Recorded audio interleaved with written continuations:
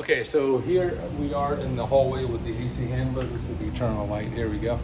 So we have the handler right here. This one has two handlers, one there and one here.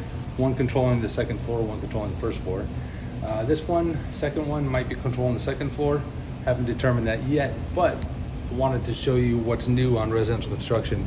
That is the fresh air intake. So this right here is actually bringing in fresh air from outside, which is good because you're bringing in oxygen and you're helping controlling the CO2 buildup inside the house. All good things, right? The only challenge might be, and we'll have to wait and see how this plays out, but right here is where you're gonna have the most issues with mold growth.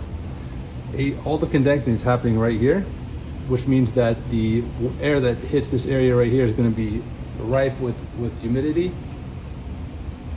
Plus you have over time dust accumulation, and dust is going to have both food source and spores.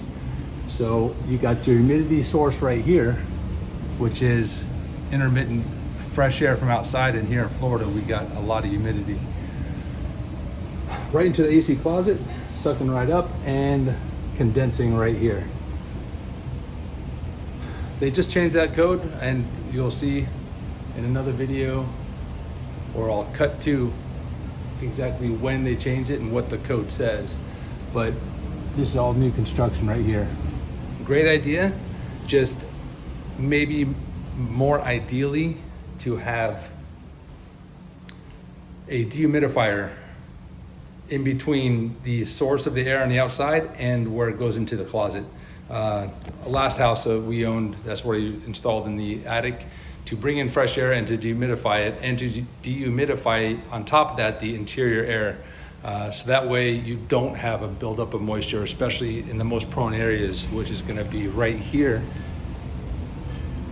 on the supply plenum, right above the handler. All right, that's what's new in construction.